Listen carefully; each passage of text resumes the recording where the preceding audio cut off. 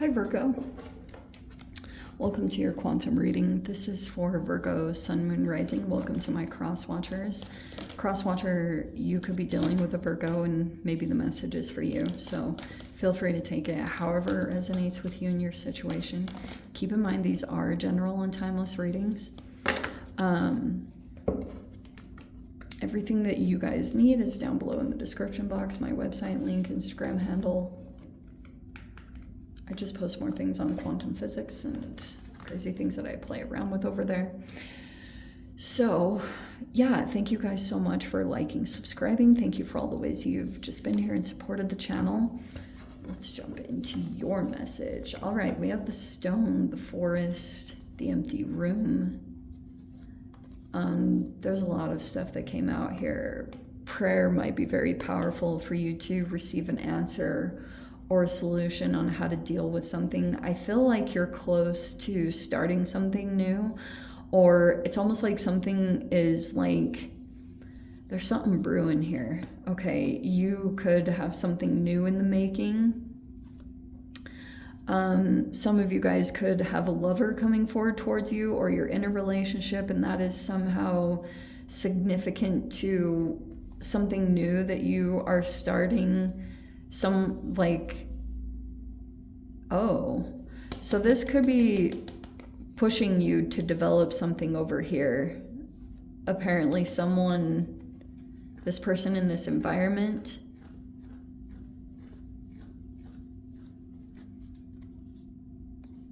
looks like there's a person here that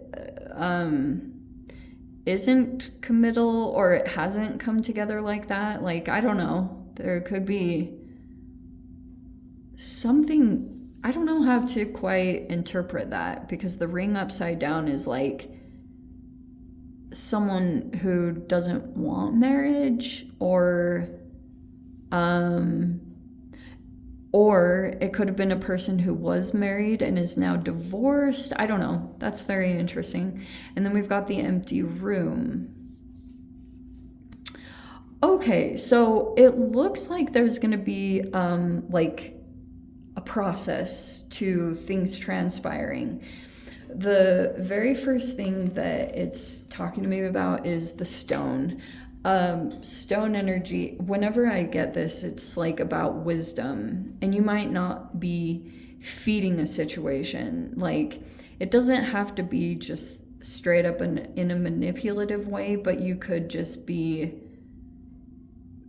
much wiser now about how you handle something. I still feel like there's this bit of a time where you're going through this energy. That feels like the main thing is the direction, what direction to go in next. Because you might be finding your path. There's been a lot of realizations, and right now you could be having to utilize a lot of wisdom. So to me, wisdom is like, once you go through a lesson and then you figure out the best way to handle something, when the lesson comes in again, to not do the same thing that you already did and you tried and you felt like it didn't bring a desired outcome or a result that you truly wanted. So that's the way I interpret wisdom, is when you learn from it and then you don't repeat the same behavior and you try to do something with, like, maybe it's taking the high road or whatever it is. Like, something about that is apparent. I think to the shift that you would experience, because some of you guys might have to not feed something. You know what I mean? Like, stone is just a person there that looks like white noise. Like, it's boring. There's a person here that you might be becoming. Oh my gosh, this card literally just fell on the ground. That's so funny. Oh, these magical little cards. Okay. That is your archetype. It literally just dropped on the ground. I was trying to grab my charger and there it was. All right, so you could be going within. and maybe even life circumstances. You could be dealing with some challenging elements that you're trying to gray rock. I'm just gonna be straight up with it. Whenever I get the stone, that's my interpretation, a lot of it. So the forest, so you, like, a lot of your life circumstances could be pushing you to just stay very inner focused and get in touch with yourself for an answer, for a solution.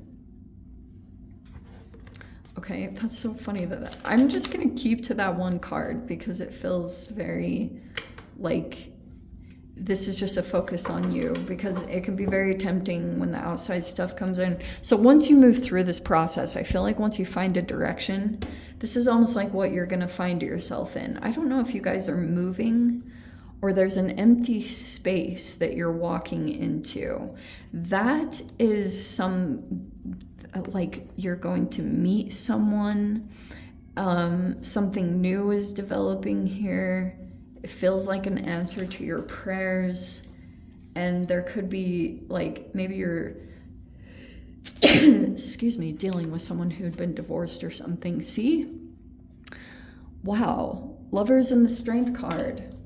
Straight up. You could be dealing, I don't know if you're dealing with a Gemini or a Leo, but this is, wow, quite a combination. That's strong. That's very strong. There's something about when you come together with someone, you're going to feel stronger. Oh, whoa. Oh, man. I'm just realizing some stuff about Scorpio's reading. Or no, maybe it was Libra's. Anyway, okay, we have the Fool card is in reverse, and then we have the Temperance. Could be a Sagittarius.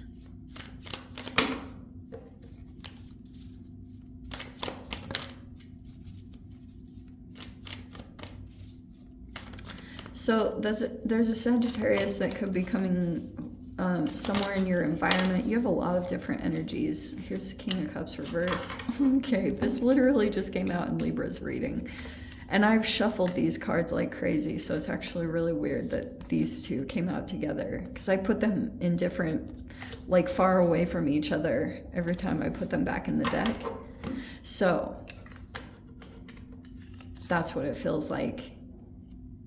So you have a King of Cups in reverse. To me, that is an emotionally manipulative person. I like your energy coming into this situation. You could be dealing with a Leo. Did I say that already? And then it's almost like, oh, I wonder if this person is causing that. Okay, so there's a person here that might want to prevent you from like a brand new chapter. There's a person here that knows that you're moving into a new direction. Could be with someone. There's a connection that could be coming together. Oh, they're jealous. Okay. Okay. 5 of Wands and the 10 of Cups.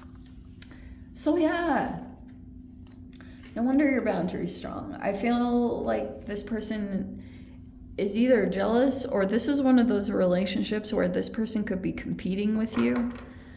I also feel like part of the reason why you have to keep your boundaries strong is because you might feel like there's going to be a love bombing situation where at first it's like a honeymoon phase when you come into connection with this person, but soon after you're going to remember why you had your boundaries up in the first place, because that hasn't changed about this person or situation. So for those of you that needed the reminder, because at times, you know, it's very interesting, because as you become healthier and you heal from, like, painful situations, and you come back into union with yourself, when you come back into that higher frequency, you can literally just be on a completely different wavelength, that you're not even in the vibration of remembering anything negative. And so I don't want to take you down or lower you into it, but sometimes the discernment is what's helpful, because while you're in this elevated state which I do think temperance-wise is very beautiful. Temperance, every time it comes in, it means that you'll be feeling a significant shift over this week. I think that the more you have boundaries with yourself and you're able to moderate and not do things in such extremes, I think that's your magic point, or that like significantly does something that you know of. And that's why that's like a motivating factor too for you. Because in here is where the magic is. Every time you accomplish this temperance, where you do something that's like your self-care, and it's seriously just like balanced, there's no self-sabotaging. Like, it's just very, you have like, I remember one time back in the day, I'll share this briefly. I like made a recording for myself to always remember and go back to. And I said, this is amazing. Like, I've never had so much self-discipline in my life where I can literally say no to anything. And especially the things that, you know how sometimes as human, we do a behavior and then we do it because it actually starts some kind of a shame cycle where it's not even like you have to do that or beat up on yourself, but sometimes like we go towards things because it starts up some kind of shame cycle, and that could be something deep to look at when it comes to having boundaries with yourself. But like, I do feel like there's a person here, there's some conflict in this connection. And I do feel like that's why some of you guys there's a person here that observes you as seeking solitude, or that you would rather be like connected to yourself than interact with them. That's how you're being perceived, I guess, in some way. But sometimes when you're dealing with this type of energy or person, you could have a natural instinct to withdraw from society out of maybe fear and negative judgments of others, refusing help, nose and knee. So that might also be the other cautionary of this, because I know that this is a general reading, and sometimes you guys could be dealing with all sorts of situations. Oh, that could be why too. There's a person here that might want to come forward towards you because they feel surrounded by emptiness. I feel like this person might want to be together with you. This person could have been a lover, or I don't know, something like that. Male or female. But this person is like moving. They have a new empty space. Look at that. They want to be around someone or something that's familiar, and I guess that's you. Yeah, this person just got out of a commitment.